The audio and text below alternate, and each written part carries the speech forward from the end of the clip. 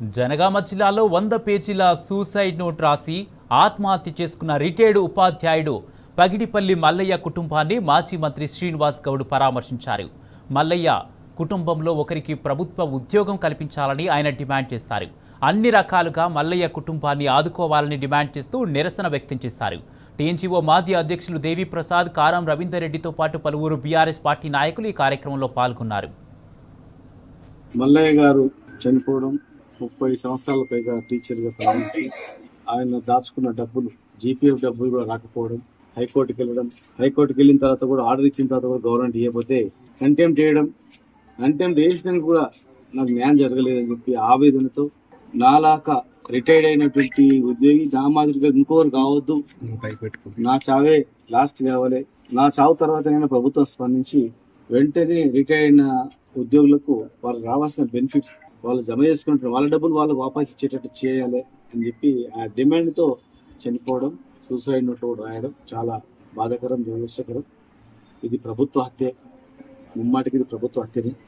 ఇన్ని సంవత్సరాలు పనిచేసి రిటైర్ అయిన తర్వాత వాళ్ళ డబ్బులు రావడానికి సూసైడ్ చేసుకునే పరిస్థితి ఎక్కడూ లేదు. ప్రభుత్వం సమాధానం చెప్పాలి, కుటుంబాన్ని ఆదుకోవాలి, బాధ్యులైన వాళ్ళని శిక్షించాలి. మరి ఇది సహజమరణం కాదు. ప్రభుత్వం వల్ల, ప్రభుత్వ బకాయిల వేధింపుల వల్ల బకాయిలు చెల్లించేందుకు చనిపోయినటువంటిది ఆత్మహత్య చేసుకుంది. మరి 1,20,00,000 చెల్లిస్తారా, 2 కోట్ల 40 లక్షలు ఇస్తారా? వెంటనే విడుదల చేయాలి. మొదటి హత్య ఇది, ప్రభుత్వం చేసిన హత్య ఇది. దానికి వెంటనే చెల్లించి కుటుంబంలో కొంచెం ఉద్యోగం ఇచ్చి వాళ్ళు ఆదుకోవాలి. లేని పక్షాన ఖచ్చితంగా తగిన మూల్యం, 100కు 100% తగిన మూల్యం ప్రభుత్వం చెల్లించాల్సి వస్తుంది.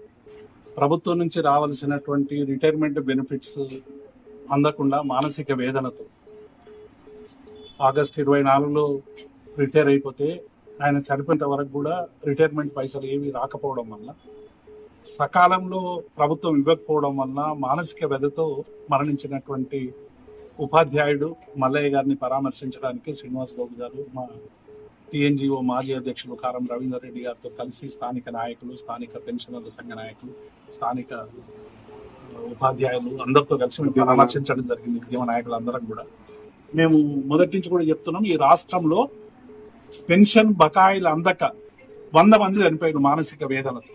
ఆ 100 మంది మల్లయ్య గారితో పూర్తి అయిందని చెప్పి పత్రికల్లో కూడా మనం అందరం కూడా వార్తలు చూసినాం. ఈ రాష్ట్రంలో ఉన్న మీరు 2,000 కోట్ల రూపాయలు ఇస్తామని బట్టి విక్రమార్క రకరకాలుగా ప్రకటనలు చేస్తూ ఉన్నారు. కానీ క్షేత్రస్థాయిలో చూస్తే డబ్బులు అందక చనిపోతున్నటువంటి శవాలు పెరుగుతూ ఉన్నాయి. ఇప్పటికైనా ప్రభుత్వం రిటైర్ అయినటువంటి ఉద్యోగులకు సంబంధించినటువంటి డబ్బులు చెల్లించాలని డిమాండ్ చేస్తా ఉన్నాం. మరి రిటైర్డ్ ఉపాధ్యాయులు మల్లయ్య గారి మృతి అనేది తీరని లోటు. నిజంగా చెప్పాలంటే వారి కుటుంబానికే కాదు, ఈ ప్రాంతానికి, ఈ సమాజానికి కూడా తీరని లోటుగా భావించారు. ఎందుకంటే ఉపాధ్యాయుడు రిటైర్మెంట్ అయిన తర్వాత ఈ సమాజానికి ఎంతో సేవ చేయాల్సినటువంటి పరిస్థితులు ఉంటాయి. ఎందుకంటే ఇలా ఉపాధ్యాయుడు ఎందుకంటే ఆయన స్పష్టంగా లేఖలో రాయడం జరిగింది, అంటే తనకు రావాల్సినటువంటి రిటైర్మెంట్ బెనిఫిట్స్ అందుకనే నేను చనిపోతున్నాను స్పష్టంగా రాయడం జరిగింది. మరి అది రాకపోవడానికి కారణం ఏదో ప్రభుత్వ పరంగా మరి ఎవరినైనా మీద చర్యలు తీసుకోవాలి. కోర్టు ఉత్తర్వులను కూడా బేఖాతరు చేసినటువంటి అధికారులు కూడా పై చర్యలు తీసుకోవాలి. ప్రభుత్వం వెంటనే స్పందించి, ఎందుకంటే ఇక మల్లయ్య గారు చావే చివరి చావు కావాలని మేము కోరుకుంటాం. ఇప్పటికే 100కి పైగా చనిపోవడం జరిగింది. మరి ఈ దృష్టిలో ప్రభుత్వం వెంటనే స్పందించి రిటైర్మెంట్ ఉద్యోగులకు ఏదో ఫేస్డ్ మేనర్ గా కాకుండా ఒకే విడతలో మరి అన్ని బకాయిలు కూడా చెల్లించాలని చెప్పి కూడా ప్రభుత్వానికి